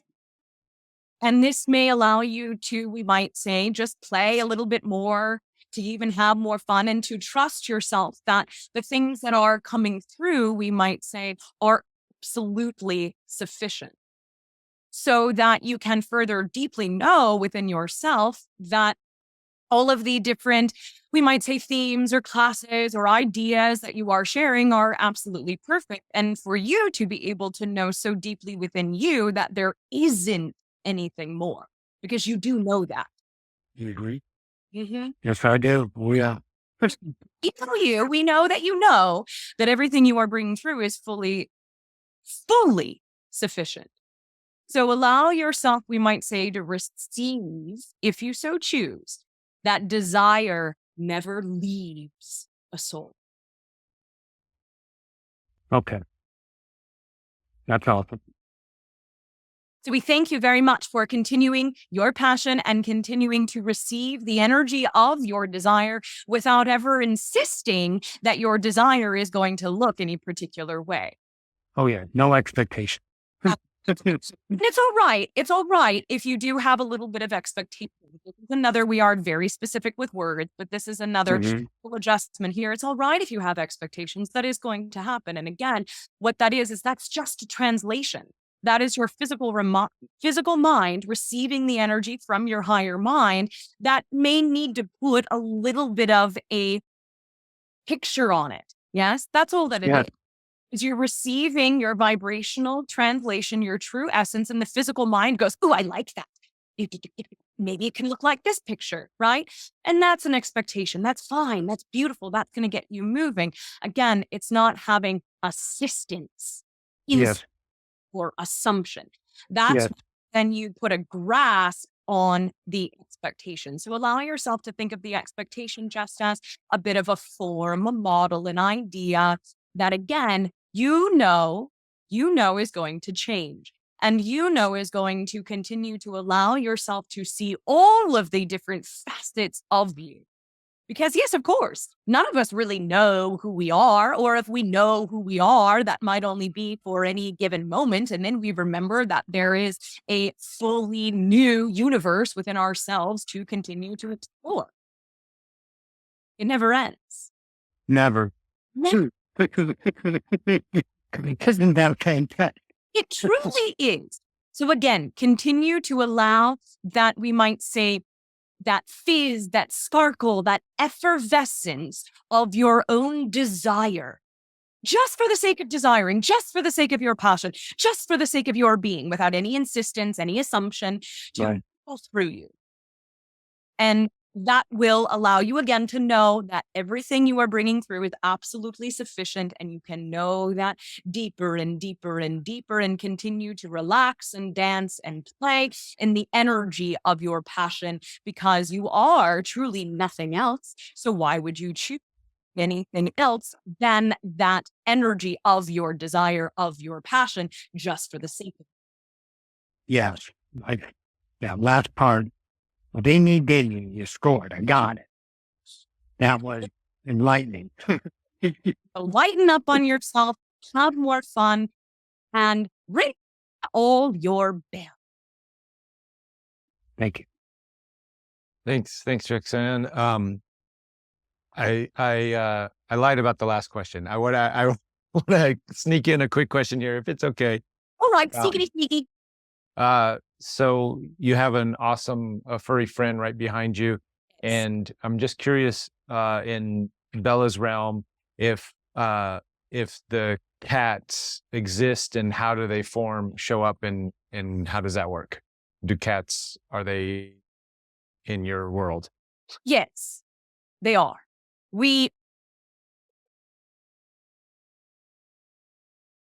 Just as we are able to touch down on ground to different density overlays of earth to harvest different seeds that we are able to utilize on some of our larger motherships. So on the Karen, we have very large orchards that correspond with different areas of the planet so that the hybrid children are able to eat of the food where some of their parental donors may come from, or just different aspects of Earth that they might be interested in, different things that are relevant for their soul's archetypal journey. There are many different reasons as to why certain children are drawn to certain foods at different times, or even different aspects of the Yahyel are drawn to certain plants or different foods at different times. We are also able to, we might say, borrow for a time certain animals to be able to then create our own animals. We do this more so, we might say, in what you would understand a natural capacity, to be able to invite. We might say borrow is not quite the right word. We are inviting different animals, different friends to come onto our craft so they can naturally procreate, spend a time with us if they so choose. And then we have some of our own animals here and there to be able to connect with, to be able to understand different aspects of humanity. Now, we feel many of you questioning, oh my goodness, they are relatively small animals and we don't have too many of them. And right now we have, for the most part, different animals that many of you might already have in your homes. So a few cats, a few dogs, we do have some chickens, we have a couple of horses, we have some fish, we have some iguanas, and some birds as well. And for the most part, those might be the only ones that we need in terms of earth animals that we have for this timing. And we utilize this in many different ways to be able, again, to understand you all in different ways and to be able to, we might say, send different messages to you all through different animals, that the animals on our craft are able to connect with different animals in your home structures so that we are able to send different levels of information and contact to and through each other, utilizing the animal friends as a type of messenger. Now, in our home realms, we might say, in Adorapan, there are many, many different types of animals. Most of the animals that you all have currently on Earth, and then also some animals that have been, we might say, eradicated, that are no longer in your ecosystems, we still have in different layers of Adorapan. And also, we will say that for those of you that have certain animals in your homes, cats primarily, we are able to utilize, in conjunction with some of our own familiars, we might say, we are able to peer into your different realities, utilizing the agreement of your feline beings. So your cats, in many different ways, act as portals to be able to connect with different relevant information. There are many civilizations, not just us, and not just civilizations within the hybrid community. There are many different civilizations that use the feline friends as a particular type of messenger. Very cool. Very cool. Yeah. That's so we can use that messenger permission slip with our furry friends in our home. Absolutely. Yes. A telegram can be sent both ways. Very cool. Is there a specific civilization that they align with more than others, or does it? No. Okay. No. It may shift again, and it functions just like how you all function as well. Yes. So you all have a large conglomerate of guides. Yes. Again, all of the civilizations that you all even have names for at this point to some degree are all genetically connected to you. Mm-hmm. Are all within you, are all different aspects of the archetype expressing through you. And just as you all function from time to time, different guides may play more of a prominent role. You may connect stronger to different counterparts from different civilizations. Think of it like a relay race, yes? Different aspects of your larger, we might say, round table of your galactic connections are always passing the baton around. And the same is to be said with your animal friends as well. And when an individual is conscious of it, and sometimes even not, the animal knows that it may be relevant to transmit a little bit more of this particular energy or this particular energy, given whatever timing. Very cool. Well, thank you for that. That's awesome. I, Have fun with that. well, thank you for today's, for coming in and sharing all this wonderful wisdom with everybody. It's been an honor as always, and so glad to have you have this opportunity and this mechanism to connect in this way. So thank you. It is our absolute passion, joy, and pleasure. And we thank you all very deeply, very sincerely for your continuing creation, co-creation, and participation. We truly are being able to see you all that much clearer as we begin to build the collective reality of all of our preferences, dancing deeper in the dream of the one heart. So we receive your appreciation, and then again, we send the invitation of your own appreciation back to you and offer you the ability to further feel the all that is appreciating you for all that you are, all of us together here and now. We bid you an exciting now, filled with the further remembering ring of all you know. Our deep, unconditional, and infinite love to all of you. We are always connected. We love you. And we thank you. And we wish you a BU to the fullest.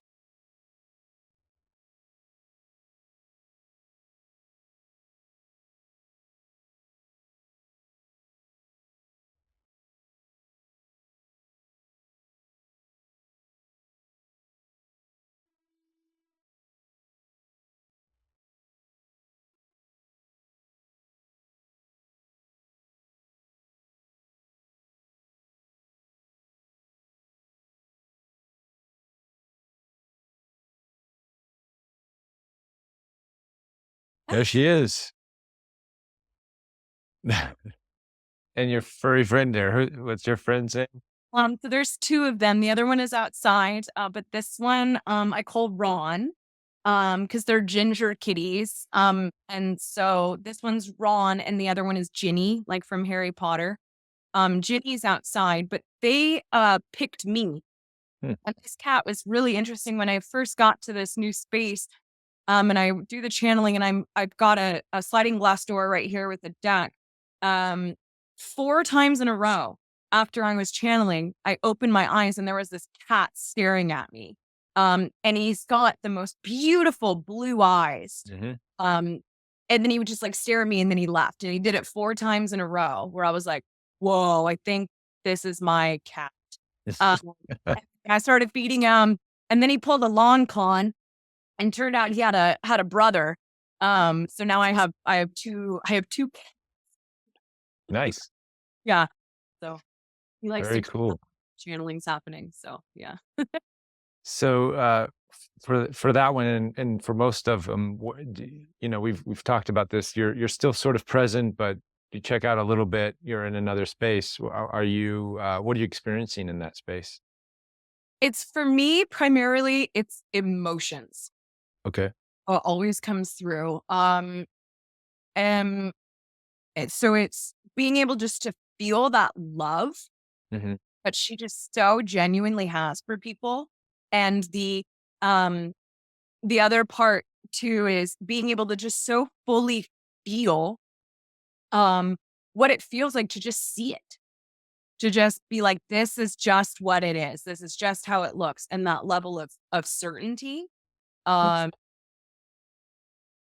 also, yeah, just the absolute passion that she has to give that certainty back to ourselves. And that's really mainly what I feel. And then from time to time, there's different pictures, different images, different things that come through. From time to time, I'll also very much see what she's seeing in terms of the pattern that she's reading from people's particular vibration. So sometimes I'll get flashes of just different colors and shapes and kind of looks like a language that she is reading. Yeah, it's very dynamic, but for the most part, it's just this deep kind of emotional experience. Yeah. Nice. Well, thank you, Gita. Thank you. Just fantastic. Let me say that. Fantastic. Well, Thank you, Don. Nice to see you. Thank you. It's nice to meet you. Good to see you. Too. It was funny this morning. I was thinking about you because Reuben had mentioned to me that you always like to have a cup of coffee before you channel.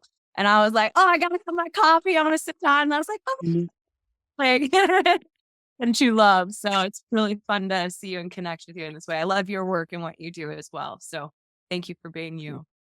You're most welcome. Love, Don.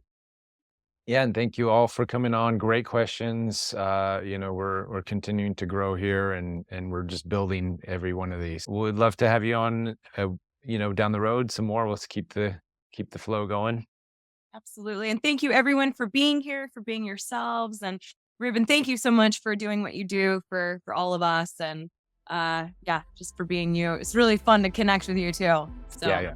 It's been too long. We'll keep it back up. Yeah. All right, guys. Thank you. Bye-bye. Thanks for tuning in. Hope you like this interview.